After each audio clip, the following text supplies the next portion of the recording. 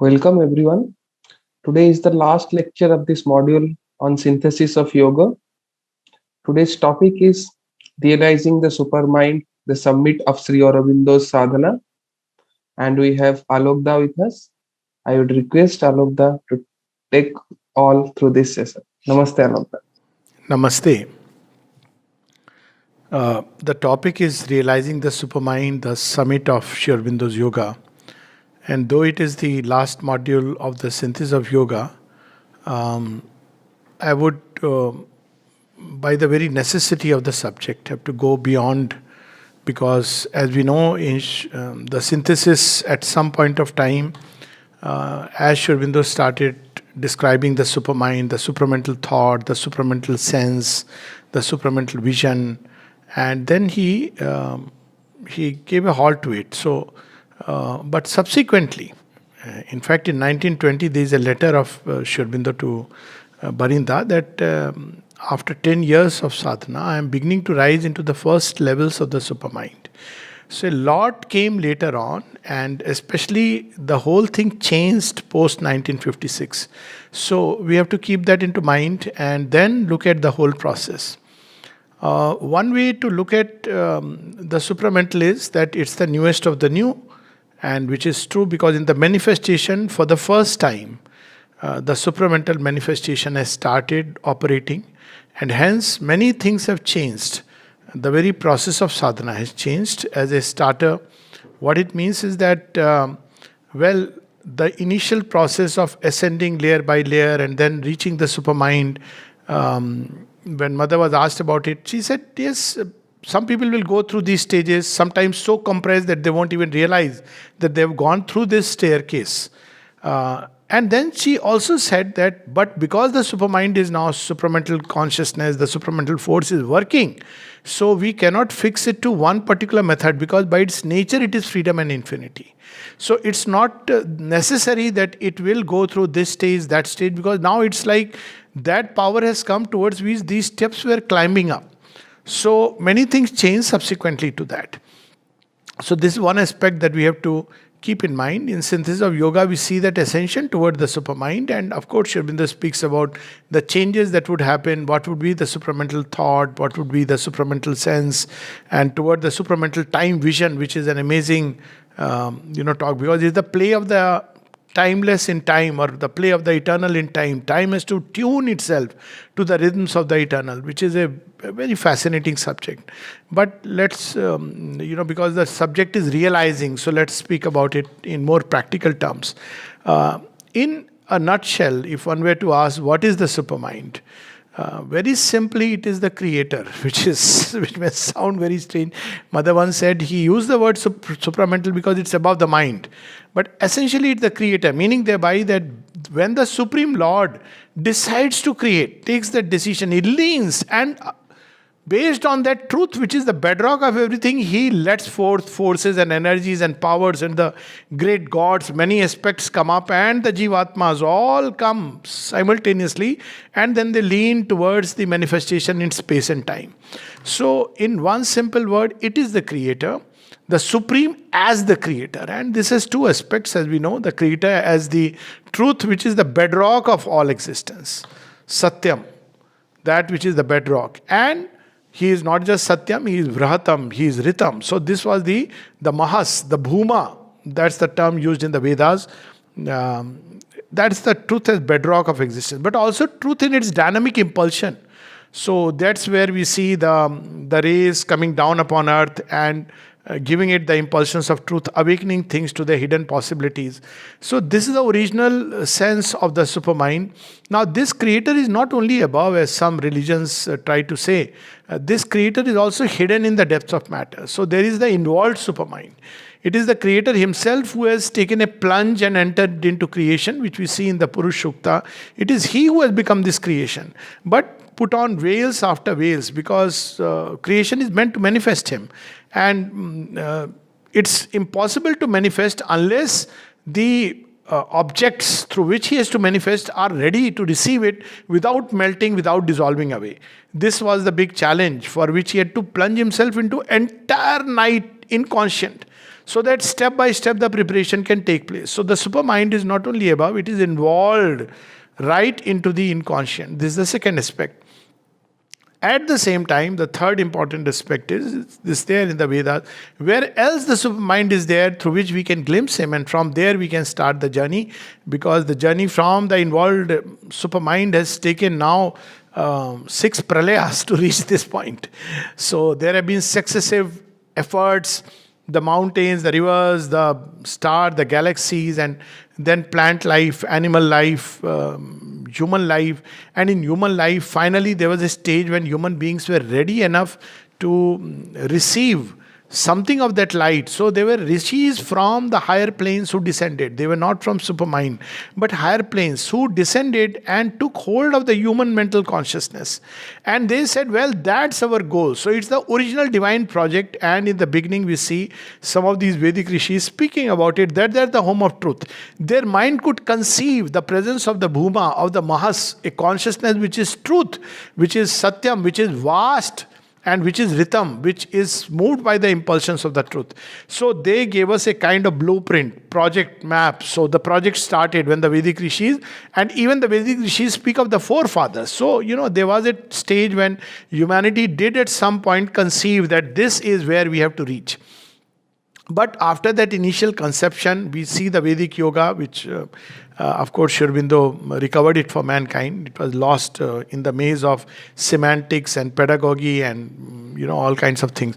So Sri Aurobindo recovered the Vedic yoga, and we see what a fascinating, vast and complex path they were taking. And it was a complex path taken through the help of, they were literally like men climbing. You ever see people who climb on rocks?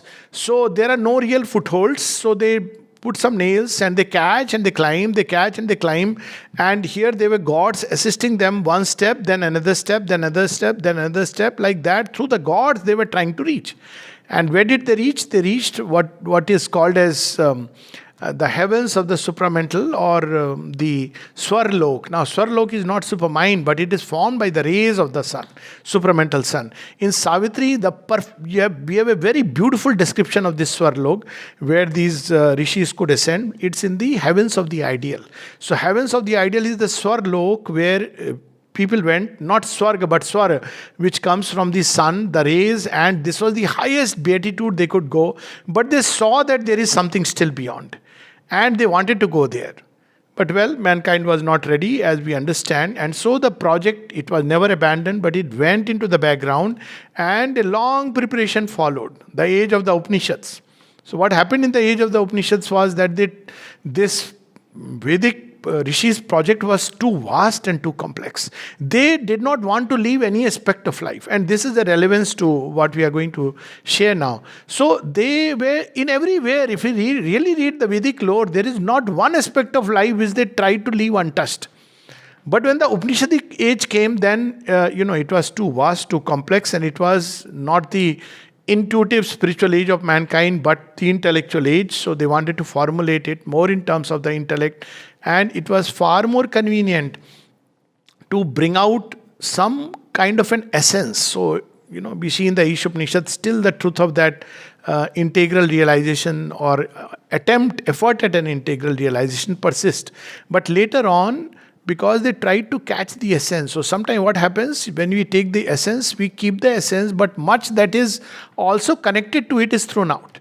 So later on, when we see the Kena Upanishad, we see the Mundaka Upanishad, the tendency towards an otherworldliness, to realize the Creator, but not in the manifestation. So we see this other tendency through the age of the Upanishads started and went on further and further. So the division came up between Karma Kand and the Gyan Kand. And then subsequently we see once again Shri Krishna coming and setting the things right, leading men onto the wide path of the karma yoga, that through this is there in the Isha Upanishad, but eventually he once again reminded us that it is through this you have to move. And at least in 3 places in the Gita, he knocks on the doors of the supermind, and most beautifully when toward the grand culmination he says Sarva Dharman Parityajya Mamekam Sharanam Raja. So it's a grand culmination beyond sin, evil, sorrow, suffering, grief. Just give yourself completely. This surrender, which is the first step of the supramental realization. That's how Sri Aurobindo says. Surrender to the divine and infinite mother is the beginning. Without it, it's impossible to even think that one can, realize the supermind. So this is how the journey went on right up to this time. And after the age of the Gita, mankind little more chastened, little more wider and wiser. And another good thing which has happened in humanity subsequently is that it has become, the aspiration of mankind has become more collective. So it's more ready for the supramental realization. Because by its very nature, it's not something which is individual. The mother, because then there is again this tendency of otherworldliness. And the mother so beautifully, she shares this experience that when Sri Aurobindo and myself, we decided to go on this venture. So it was, should we go alone and first realize the supramental and then come back and give to people, which meant that, for a time they just withdraw and realize and then come back. And the other was that we embrace everything as life comes and we carry everything together. An integral movement toward the truth. And then she says the choice was spontaneous and they started embracing all life. So the movement of supramental realization is not the way we normally conceive a typical yoga where one withdraws from life, enters into a cave, and then we will understand how this ashram has been organized. This ashram, which is meant to be the first pedestal or a camp or a seed plot, whatever one may call it, for the supramental realization is many faceted. And subsequently after 1950s, even more so. So it has everything in it which, it's like a little laboratory where all kinds of sample possibilities of life, whether it be business, whether it be physical education, whether it be school, whether it be intellectual activities, poetry, music, dance, drama, everything is there represented. Because this is a place which represents that realization. So first thing is, supramental realization is an all-embracing realization. Makes it very, very difficult. But at the same time, if we get the right aspect of it, then it becomes very easy. Eventually, in the beginning, it seems almost impossible because of a strong stamp of the ascetic nature in our mind. We try to withdraw from life and realize God. Later on, we'll see. Especially because Sri Aurobindo said, first thing needful is to realize the divine. Yes, but this realization of the divine also was not meant to be by withdrawing into seclusion. That's why the best way to enter into this yoga was through the Gita's yoga, where you realize the divine, but through the wide path of karma. Not just karma, but karma, jnana, bhakti, triveni. Now, this is the background. So, obviously, the involved supermind has carried this journey, pushing from below. And as matter became ready, it started taking higher and higher layers of consciousness. Till we have reached this point, till mankind reached a point where using the human mind as a springboard, it could reach up to the overmind and see what dazzling splendor there is and called it God. And that's how, the age of the gods, with the god sitting on the head, great gods sitting together. And that's how mankind could reach. But now we have to take the next leap. So what is the process? What is the way? So first thing we need to understand is that there is a door through which we can glimpse the supermind. Mother says something very beautifully. Now it is there, it is much closer, it is there in the earth atmosphere. So we want to take a glimpse. People often ask that, okay, it's all very nice theory, wonderful. How can we have a glimpse? She said, my child, if you just make a little effort to come out of the ego, and she literally uses the word little effort. She says, if you just open up a tiniest part in the mind or the vital, just a little bit, trying to surpass the ego, you will have a glimpse. And then she says, if you want a proper glimpse, then through the psychic door, you can glimpse the supramental world. Only glimpse. It's not a realization. It's not even in the right sense experience, but one can glimpse. This is there in her later conversations, 57, 58, which are under volume 3, under the section on Dhammapada. She says that through the psychic, you can have a glimpse of the supermind. Why? Because the creator is here, right here. So that's the door. And he's pushing now the psychic toward this new realization.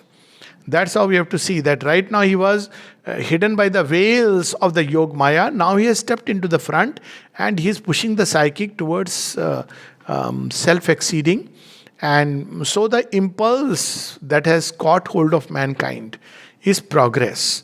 So wherever there is an urge for progress and self-mastery, there this movement is active. Even a little effort at self-mastery. When Mother was asked there would be intermediate stages, she said yes, many, like between animal and man, there were at least 9 intermediate stages, 9 which we know of. There may have been many more. She says there are likely to be many more between man and the supramental being.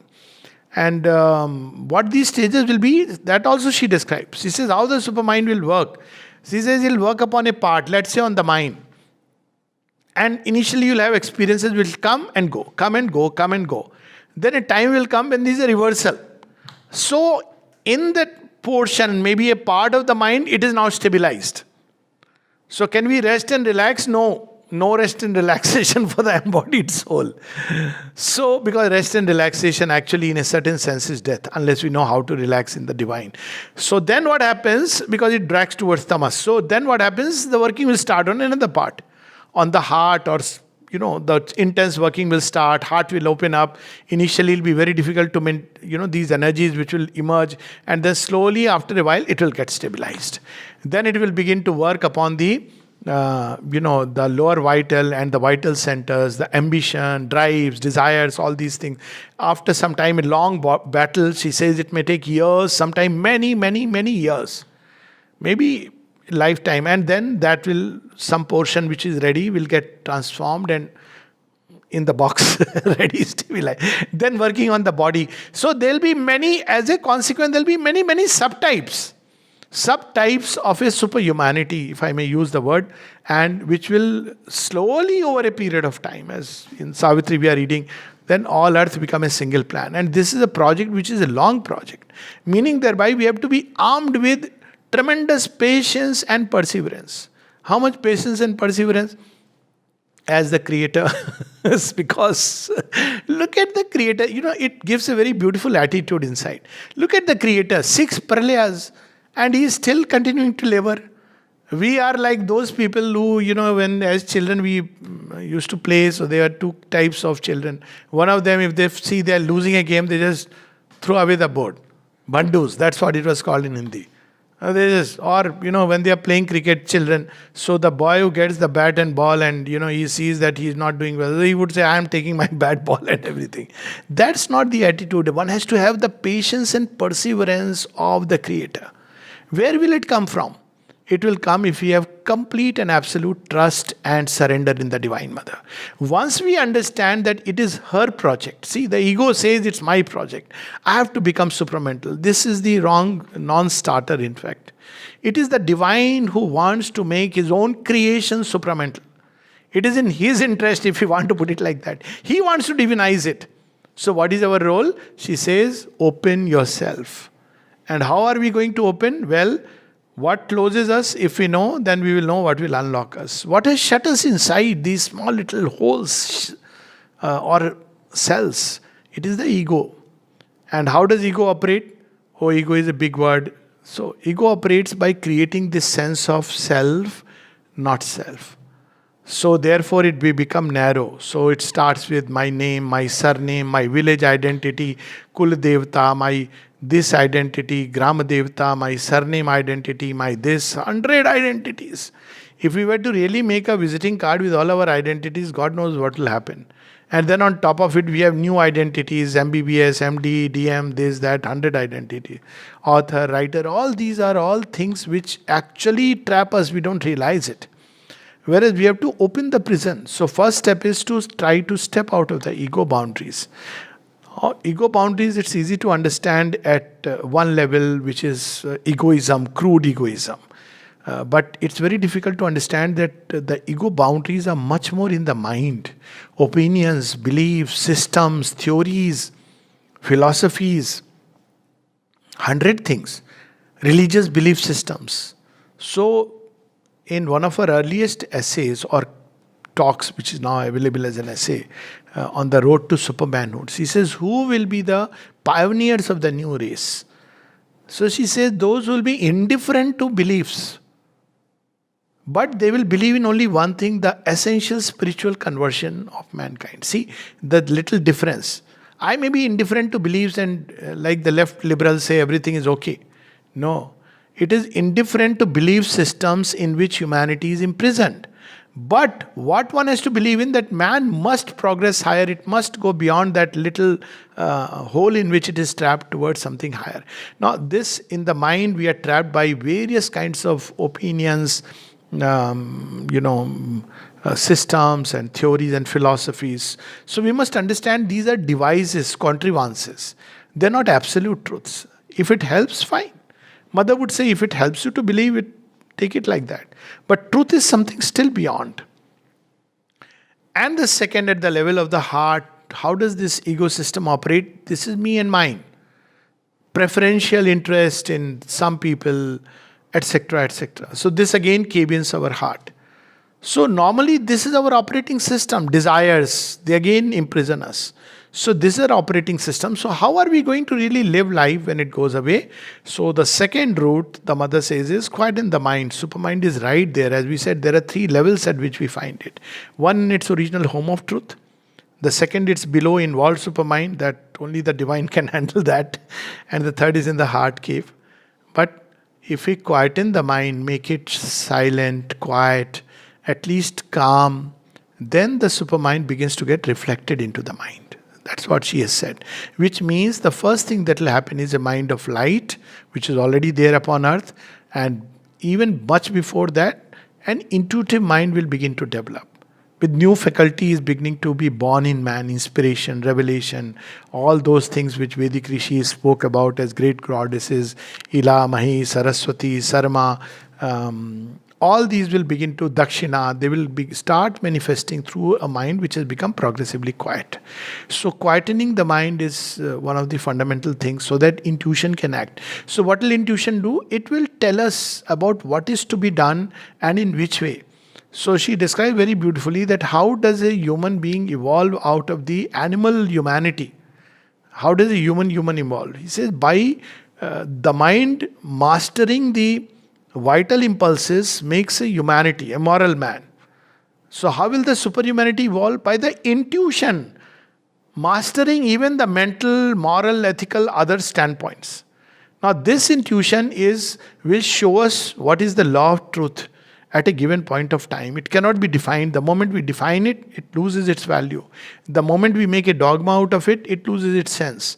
To each one, if we are sincere, it will begin to start showing up that what is to be done in a given situation.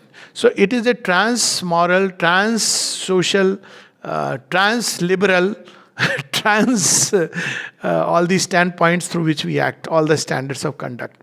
So when the intuition begins to give us the new standard of conduct, which we don't know now we either move by desires or we are moved by certain fixed social standards and religious standards and moral precepts. So they are going to go away in its place. Intuition is going to replace it and new standards will evolve. We already see it happening incidentally.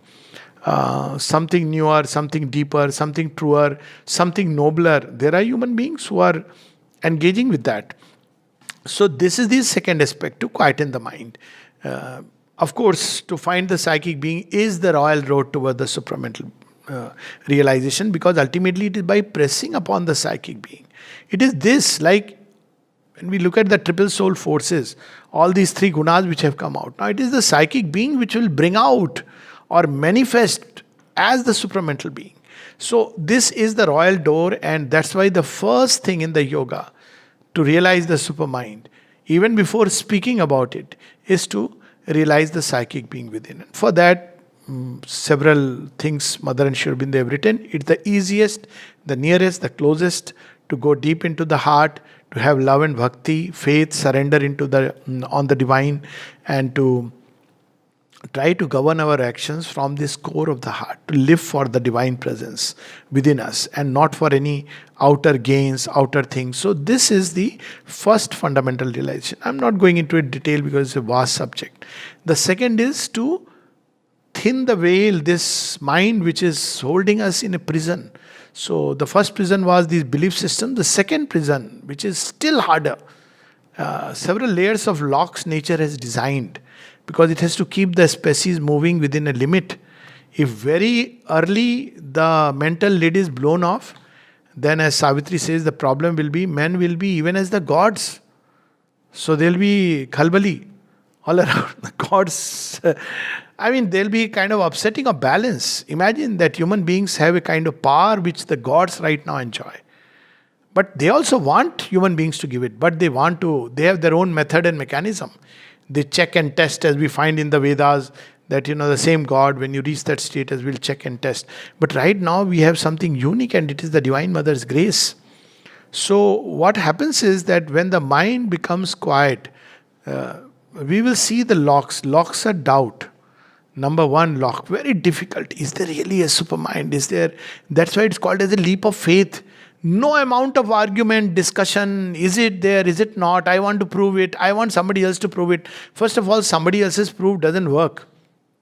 A whole world may come and tell me outside it is night or day. But sitting inside my room, if I want to doubt it, I will continue to doubt it.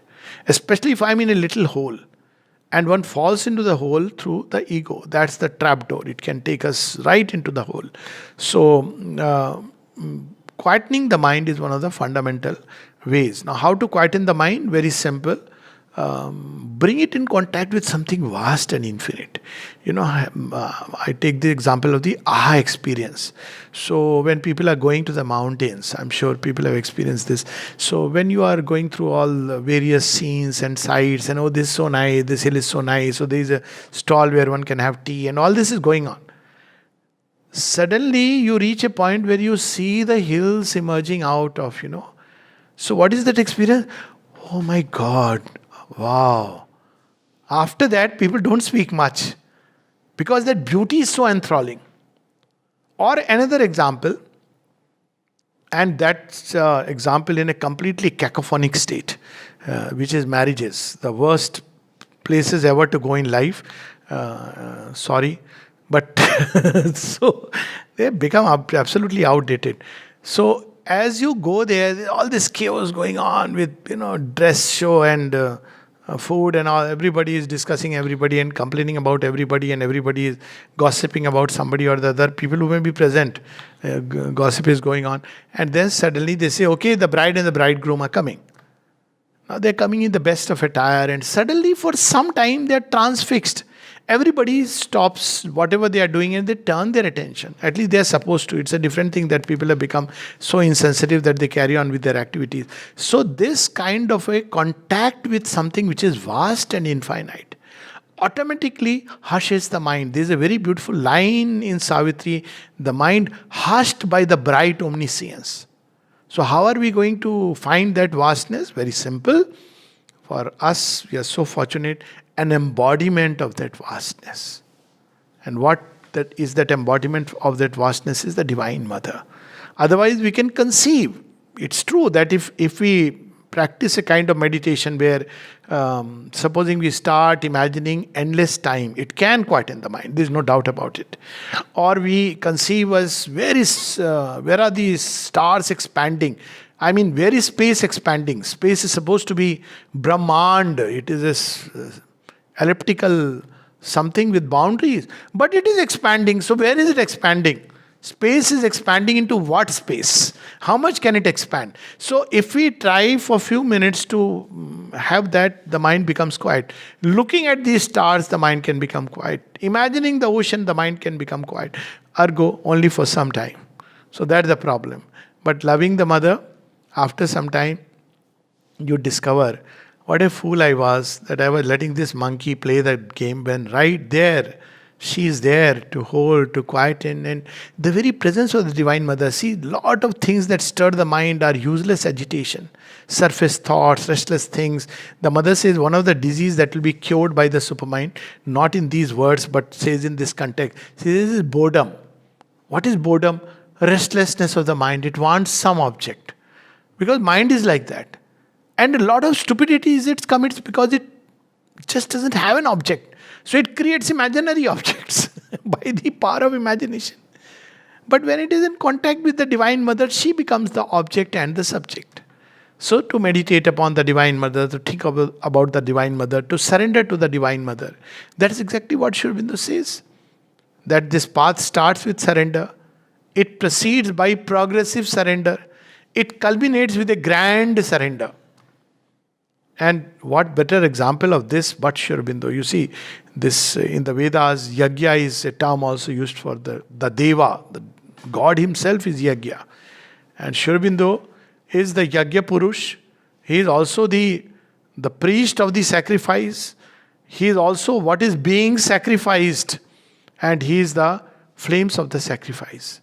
And we see that that's the life Sri Aurobindo led, even to that extent that what we call as his passing was nothing else but the last Holocaust, where complete sacrifice so that this creation can become divine. That is the attitude. Supermind cannot be realized by any attitude where I want to become supramental. Sri Aurobindo said very clearly, it's a nothing but aggrandizement. The ego enjoys such things, and especially, what is your experience? So I am at higher mind, I am at illumined mind, as if we are talking about some, a train going and stopping at places. The only one thing which one has to ask on this path is how much I have surrendered to the Divine Mother, how much I have given to her, how much I have consecrated to her. When Mother was asked, how is the supermind to be realized? This is the actual question which was asked to her. She says, don't you people know? You have not read Sri Aurobindo. So now people are looking here and there. Said, he has written everything. Why haven't you read it?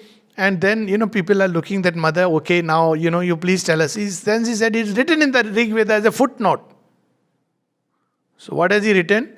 So the footnote is with reference to the fourth mandala of the Rig Veda, or the fourth hymn of the fifth mandala in the Rig Veda. So what does it say? It says that it doesn't use the word supermind. She explains that, it doesn't uses the word. But it says that by the divine will, the pressure of the divine will. So it is the divine will which will create. And then she says, don't you know that you can't create a supramental being? You have to give yourself to the divine will. So all these elementary practices, Nishkam Karma, now you see how Shri Krishna prepared us for that. Tuning our will to the divine will, having no preferences, desires, but trying to live for the divine will. May I think what the divine wants me to think. May I feel what he wants me to feel. Truth feeling, truth audition, truth vision. May I do what the divine wants me to do. May my entire life be, as Sri Aurobindo says beautifully in Durga's Strot, Anavichinna Durga Puja. It should be a constant sacrifice and worship of the eternal. So this sacrifice to the Divine Mother, constantly, sacrifice in the most beautiful sense. Not like sacrifice with, oh my God, Divine Mother, I have to do this sacrifice. It's not a sacrifice, it's not accepted by the Divine. Even a good, sensible human being, noble human being, if you tell him, I want to give this to you, but you know what, it is paining me, but I'll give to you. A noble human being will outright reject that. He will say, please keep it with yourself. Because sacrifice by its very nature is a joyous act. The moment you do it with pain, that's not what the divine, even if it takes it, he will first teach you what it means to give. To give to the divine is not easy. It's not like going and getting our hair cut in some nice place and feeling great about it. It's not like parting a gift and remembering it. You know how much I have offered? Mother says, if you remember what you have offered and given, then in one stroke you have finished it.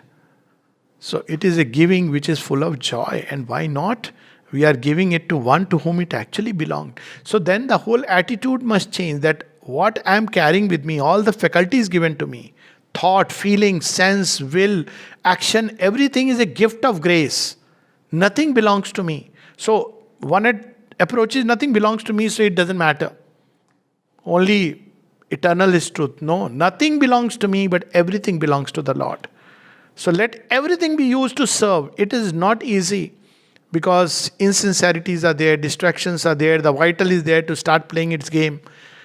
The mind is there with its monkey tricks, but nothing belongs to me, but everything to the divine. And therefore the way this giving, which starts the journey, culminates one day in saying, ये लेन then क्या करना है? How much, what has been given? You take me entirely.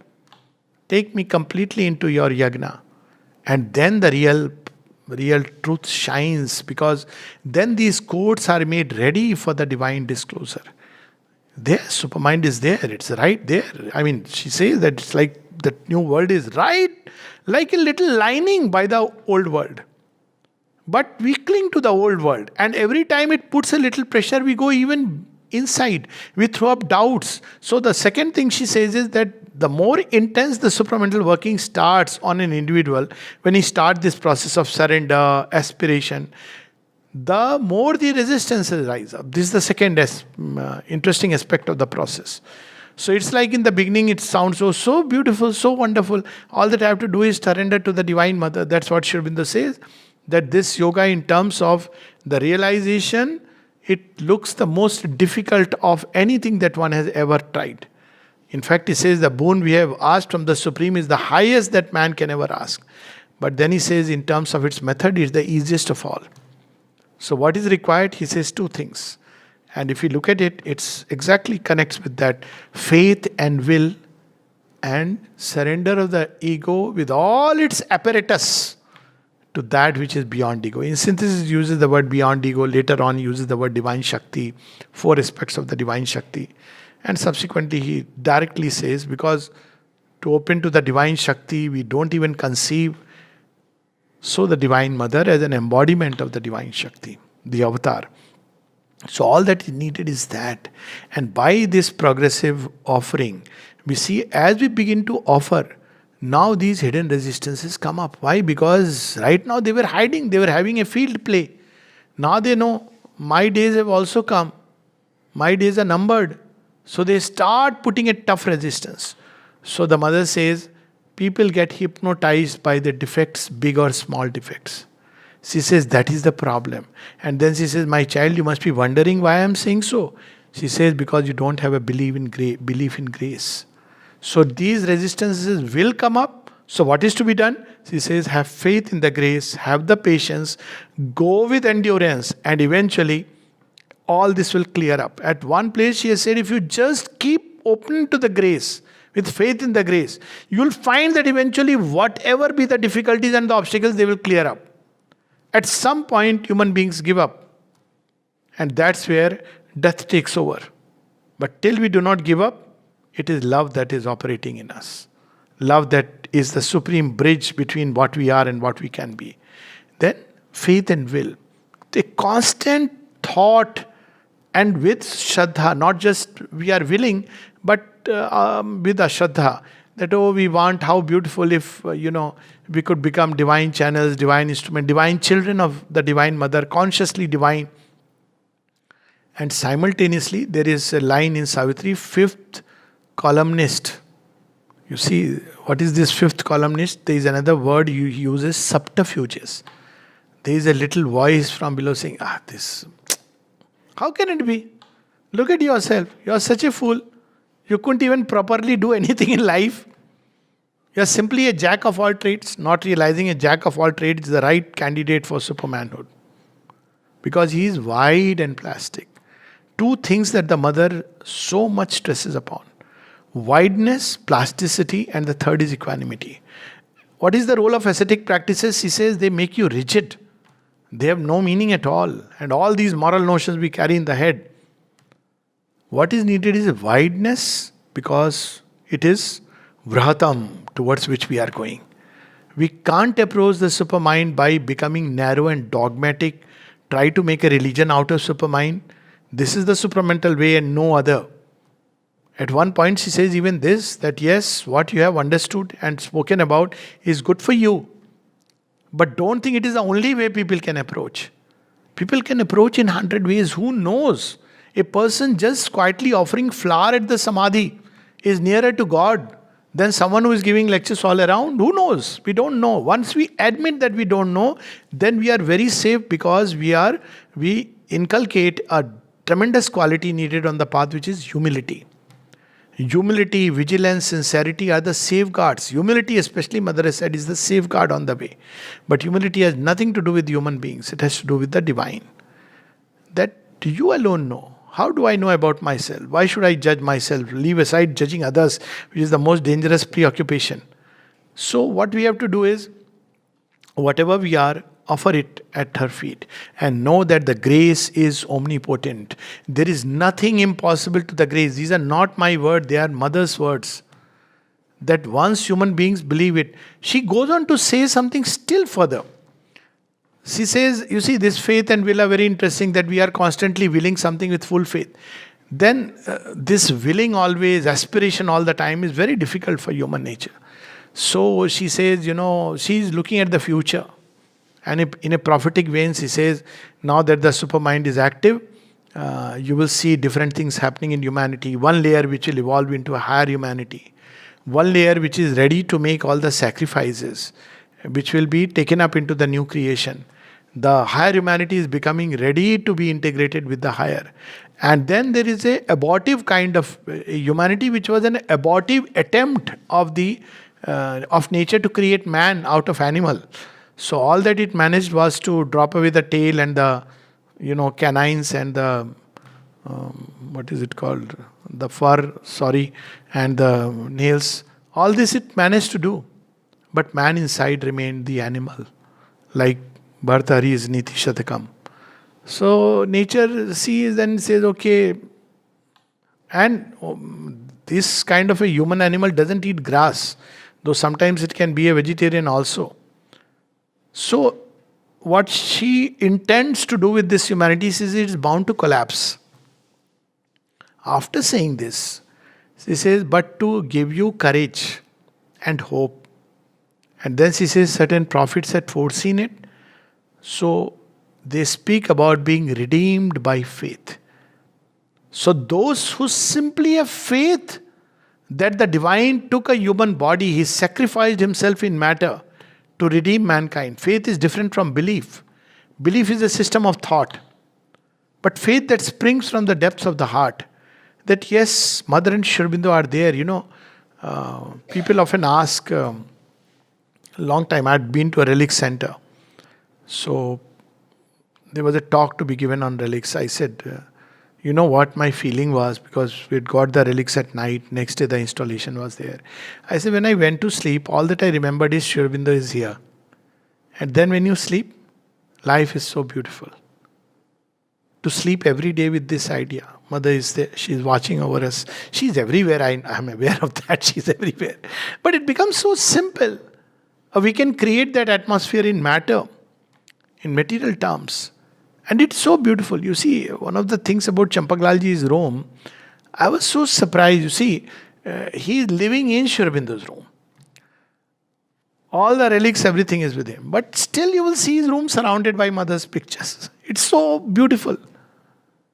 So this thing to be surrounded by her presence, to know that she is there, she is watching over us. Even a human mother does not leave the child ever abandoned. You know the story, Bahubali part 2. She's drowning, or part 1, I don't know. She's drowning, but she holds the child up.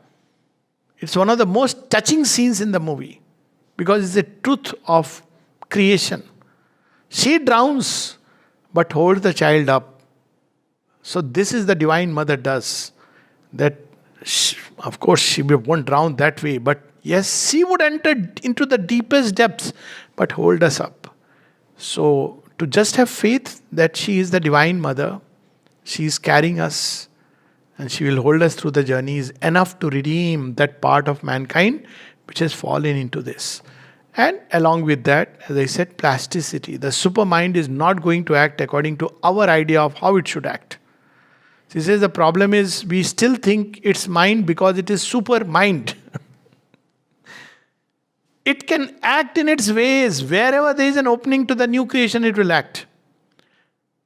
It doesn't care whether somebody has belief or not belief. It will make one, compel one to open to the divine, because it sees that here is a possibility. How did mind manifest in the animal world? It was not picking up this orangutan or that particular gorilla. Wherever there was readiness, it started expressing itself. So the supermind is not going to act according to our mental ideas. It may not even be this group or that group. Any group life which is open, any individual which is open, he may not even know that the supermind exists. And yet it may see, here is a person who is strong and white and plastic. And suddenly, when the conversion takes place, within a short time, this person turns. And there have been so many instances in the ashram life, and many of us ourselves have experienced. I mean, I myself was an agnostic. And how the divine touches and everything changes. So, one thing we must understand, that plasticity, nor can we fix it always to act in a certain way. In our life, if it acts in a certain way, we say very nicely. When I used to come here earlier, then this used to be a common practice, and we would say, oh, it was so nice, I just wanted to eat cholas, and today in dining room there were cholas. So happy, small little things, that I thought of, what is chola called in English? Kabuli chana, whatever it is. So, anyways, everybody understands. That day in dining room there was chola. I wanted this and it came so wonderful. After some time, divine, without asking us, said, "Thoda rule badal le." Shall I change the rules of the game? Your soul says yes. Our mind doesn't hear it. And then whatever you want, he says, okay, this I'll take away. Then he says, what you desire, you will not get. And it's nothing to do with what you deserve, you will get. That, please don't put that. What you desire, you will not get. When you are freed from desire, then if the divine feels this is how it should be, then wills and you will get it. The moment you desire, it's taken away. So you see, there is no fixed rules in the game. People try to make fixed rules. They get very impressed. Oh, such and such person meditates for 4 hours. I've seen him sitting at the samadhi, near the samadhi, by the pillar, bolt.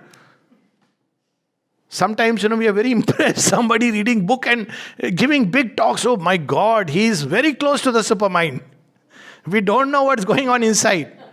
Whereas a person casually walking by, I know a person who came to the ashram as a 17-year-old and he ran away from home.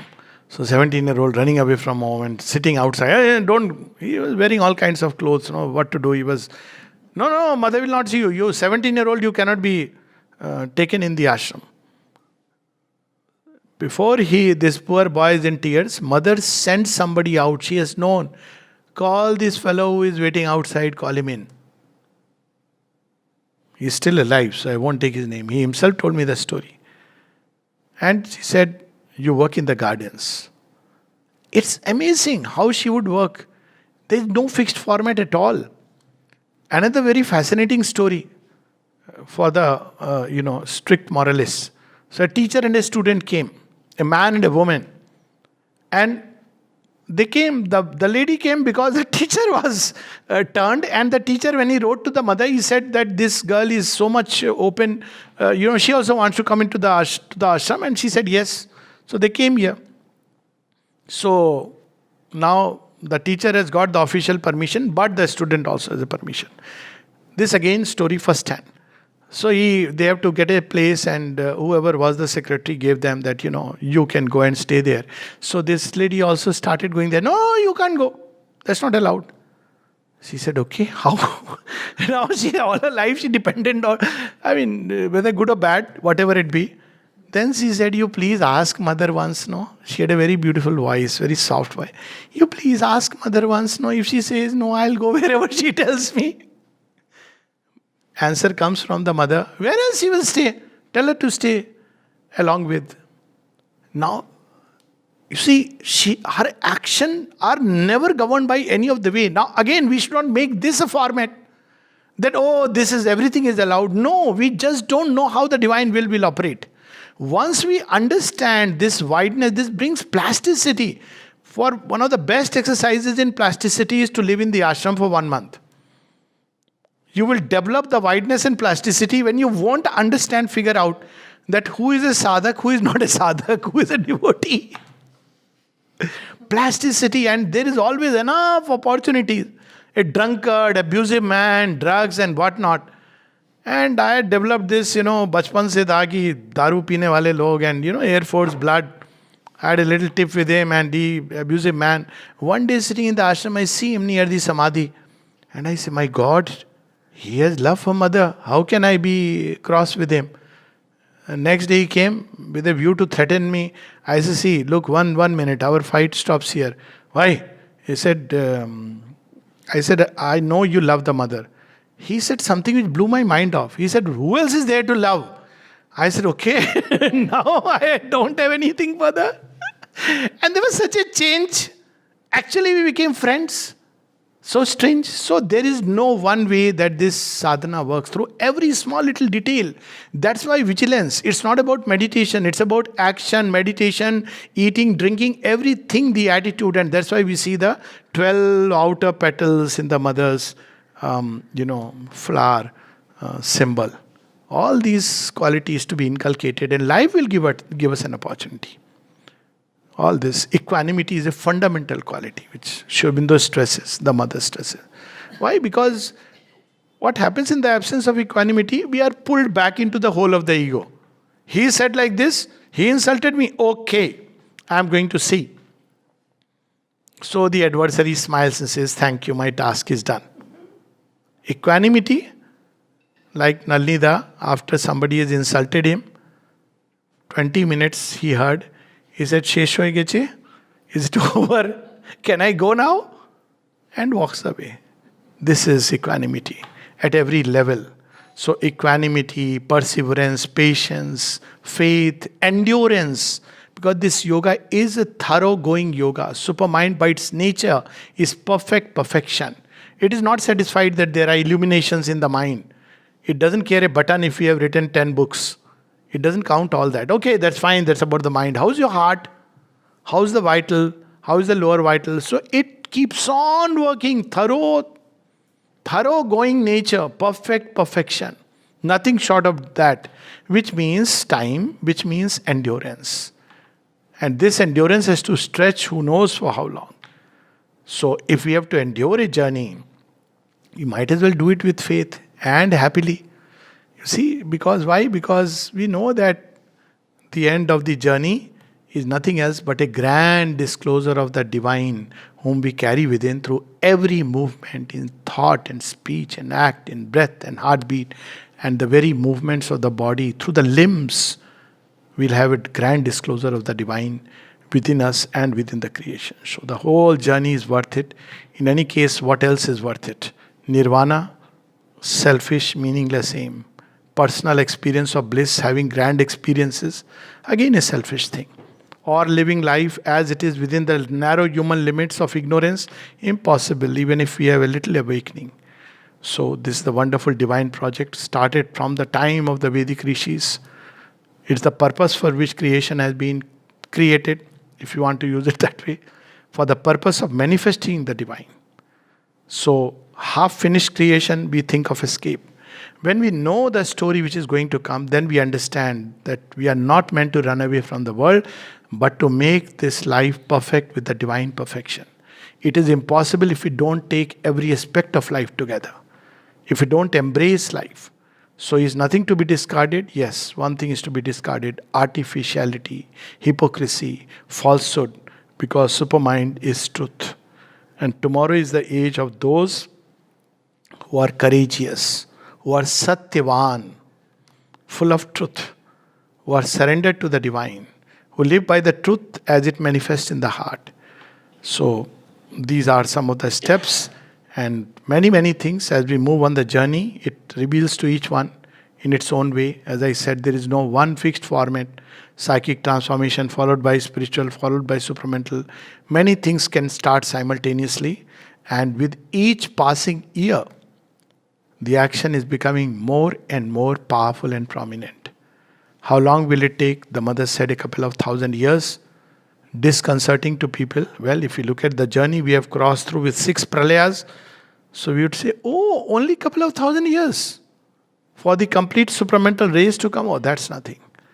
And we'll be happily singing on the way. Thank you.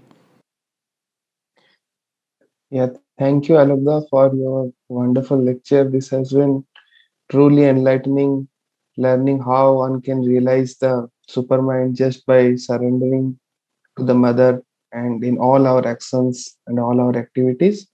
We would now move to question and answer and discussions. Yamananji, you can go ahead with your question. Namaste, Alokda. Namaste, namaste. So one thought occurred to me during your presentation today, which is around how do we approach some of the key global issues that we are facing as humanity. And by way of posing it as a question, when we go to the media and even when we go to social media, we often see a bias towards, say, blowing up sensational Yeah, ideas, yeah, right? Whether it be around absolutely. war or propaganda, climate Yeah, change, yeah, and polarization, and so on. But then also, a lot of people are becoming more and more discerning and also adventurous to kind of question it. And in some ways, yeah, social media and even some of these physical restrictions, but opportunities to express more freely have changed yeah, the balance in a way, right? yeah, And on the other side, we see, especially, and I do sense some of it myself, that since the advent of Sri Aurobindo and the mother and there's a accelerated churn which has been going on, and there is also a probably more breadth and depth of potentialities and faculties also which are developing in especially the younger people. So what is the lens to kind of view some of these issues, and how to be on the guard consciously to not be enamored by the so-called halo of depression and collective yeah, yeah. fear and so on? That's one. And also some of these systems are bound to kind of collapse, right? The way we have organized even in the collective. So what are your views on that? Being practitioners of integral yoga with this aspiration of bringing it in life and not merely uh, reflecting on it in closed groups. Yeah. How can we be conscious of that? Thank you, Dada. Thank you. This is a wonderful question. So there are two aspects of it, which say in my field, how I bring it out. It's with scientific circles, plenty of doctors with whom I connect with, and all that I say is that let's go deeper and deeper and look into the deeper truths. So one thing which science admits and spirituality both admit is that we can't be living life based on surface appearances. Science itself, and Shobindu speaks about it in Human Cycle as well as the Life Divine, that you see, science by its nature is a quest for the ultimate reality. So, with doctor friends, I say, so you think virus is the last thing we know? Do we know something still deeper? And then, well, we don't know. So, what it could be, and then it comes to energy forms, and that's a door through which they access. The another term through which human beings access in modern world is consciousness. So, when we talk about global warming and everything else, etc., war and all this, so my concern is, I speak to them is that there is a collective consciousness of humanity, and let's also focus on that, because if we don't focus on that, then we may have a very neat and clean and perfect, as Shubindu says, speaks about it, a robo, a machine, which is just and exact and perfect and false. So we don't want a world which is false world, which is very neat on the outside but very hollow on the inside. So that's precisely what Sri Aurobindo spoke in the Life Divine, that we are facing an evolutionary crisis, and we can actually see, as you rightly said, that what he had predicted, the world fair on the outside, neat on the outside, but inside it's hollow. So the focus should shift, or simultaneously at least, that let's also people, there will be people who will do things which are outside and they are probably meant for that, but those who are awakening and awakened, or on the road to that, who are seeking something greater, their focus should be how the inner mess can be cleared, how the inner global warming can be contained, how we can learn to live within in a state of perpetual harmony and peace, and then extend it in our little lives. He says that instead of big things, win your small little victories, and that victory is going to have repercussions. The third aspect is that instead of approaching each problem piecemeal, this is what we have been doing. You see, mind does it like that. Now it's, as you said, global warming. The problem with that kind of approach is that the mind is great deception it can bring in. So after some time, you see countries who may be contributing to the pollution, they are the ones who speak about global warming and start, other countries to stop their productions, and so like mind brings tremendous kind of falsehood. The mother spoke about this falsehood, fear, greed for money, ambition coming into our international relations. So instead of approaching piecemeal where a good thing is used for evil, so this is what is happening. So instead of that, for instance, with the global warming issue, I would, the other day I was speaking, I said, how would an Indian approach it? Indian would approach it very differently. Or spiritual thought. Spiritual thought would say, take earth as a living being. Now what happens when you take earth as a living being? Would you throw plastics to cover it up? Would you chop off and denude her by robbing her of her dress? Would you, rather not? Would you pollute the rivers? So this was the way in Indian thought, in the ancient Sanatan Dharma, this was the way it was brought out. Unfortunately, Sanatan Dharma became again just a lip service with some outer rituals. But if we bring the spirit of it, if I worship the mountain, paganism was something so beautiful, which was destroyed by the Christian onslaught and subsequently the Islamic invasion, which destroyed this tendency to regard everything as sacred. This sense of the sacred must return. And why sacred? Not as a religious belief, but because everything is living and conscious. Nityo nityanam chetanas chetananam. So once we start bringing this thought, then automatically, then we don't have to say this issue, that issue, separate issue. Then we know what is needed. Sometimes even a war may be needed, like the Kurukshetra war. But we will understand that it is meant to clear up the consciousness of the earth. Let's take a war case scenario. Now, there is a whole group of humanity which is threatening the entire mankind. Now, of course, one should not go to war indiscriminately.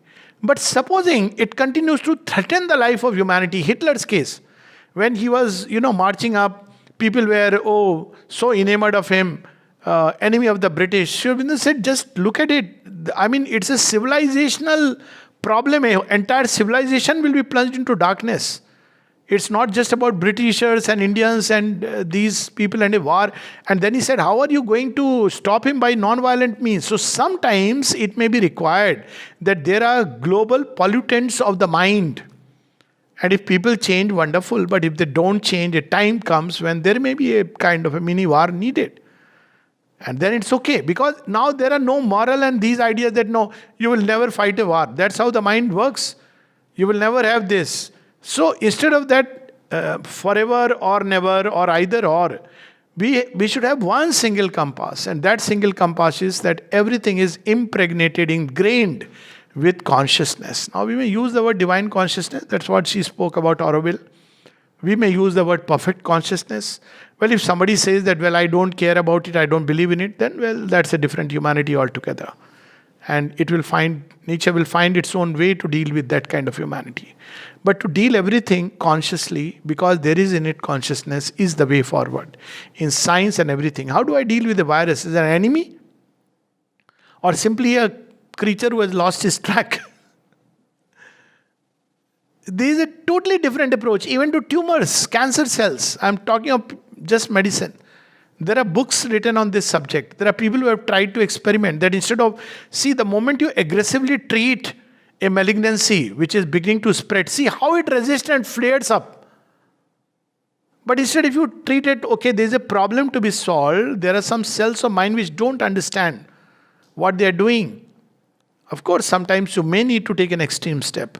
But the whole approach should become one of a living, conscious reality manifesting through matter.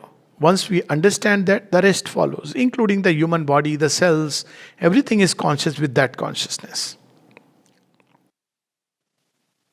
Yeah, thank you. Thank you, Alok, for so crisply explaining the root of the crisis that we face today. And we are really grateful to you for again enlightening us in this year-long course. Now, with your permission, we would like to end this session with 1 minute of silence. Thank you. Yeah. Okay. Now we'll sit for 1 minute of silence and then we can all disperse.